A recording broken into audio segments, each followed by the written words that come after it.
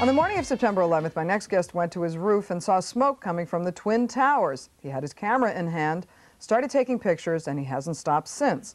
What sets him apart from other photographers is his unprecedented access to the site.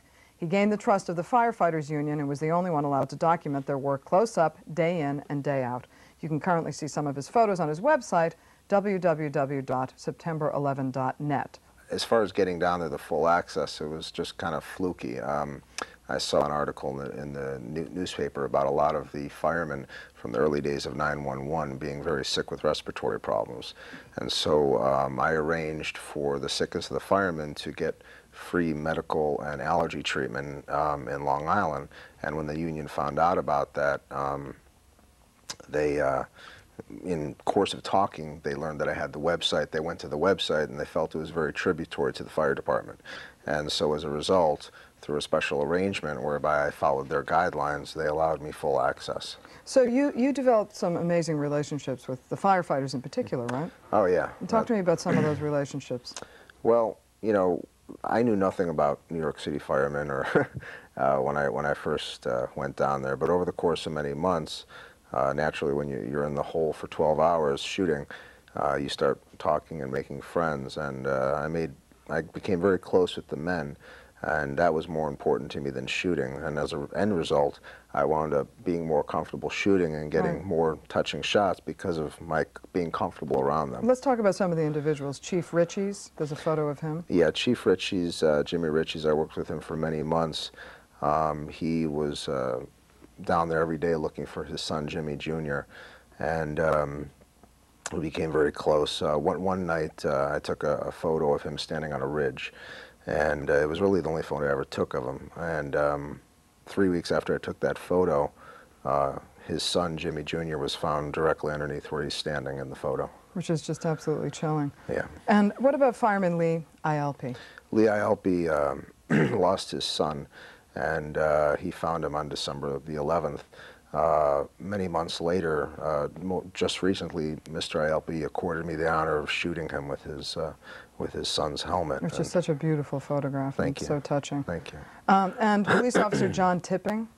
John Tipping, I met him once. That was to actually give him a photograph that I had taken of him. It was March 12th, and John Tipping showed up. And coincidentally, his son-in-law is a New York City police officer. He walked up to his son-in-law and said, "Are we making any recoveries today?" And his son-in-law said, "I think we have your son." And he raced down to the hole, only to find it was John Jr. And it was very emotional to see. And he talked to him for a minute. He wanted to be left alone, and then he walked him out of the hole. It was very emotional. And Ralph and Mike Geidel? Geidel, yeah. Geidel? Paul, it's actually Paul is the father, and he had 3 sons. Paul, he had Ralph, Mike, and Gary. And Gary was with Rescue 1. He's pictured on Ralph's helmet on the left. And Gary was lost on 9/11, and over the course of many months, we became very close. And that must have been just so heart-wrenching. Yeah. What's heart-wrenching for me is the men who I've become very close to, these fathers who've lost their sons, and a lot of their sons have not been found. And so whereby it wasn't personal to me 6 months ago, now it is. Now they're my friends, and now all these months I've been pulling for them, and so it's hard for me when they don't have closure in their lives, and you know, so it's a personal thing for me. Now, you went through the whole recovery effort. You were there photographing in the hole, as you call it. Yeah, I lived down there. Right. And what did that do to you psychologically, and how did it change you as a person? Well, I certainly look at things a lot differently now. Things that I used to think were important are no longer important. I have an incredible appreciation for life. I've been around, you know, death for about 6 months and trying to capture the human side in a very inhumane place, and I think I just have a greater appreciation for life, and I'm more humbled, and things that used to bother me, they just don't. You call it an inhumane place, and it was certainly a place where something inhumane happened, but there was also a lot of humanity that you discovered and photographed in that place. Yes, there's a lot of love down there.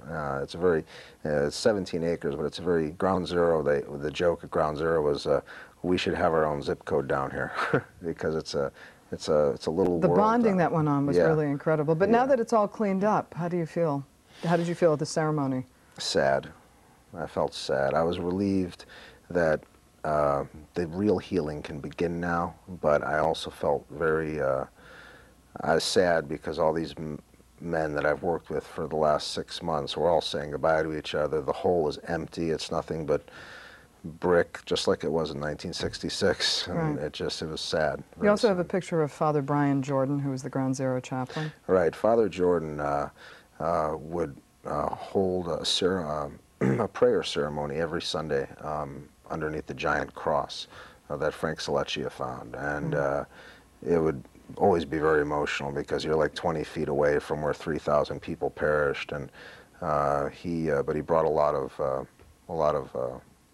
hope to a lot of people when he would do his service. All right. Well, thank you so much for being here, Gary Suson. The photos can be seen at www.september11.net. And are you going to do a book?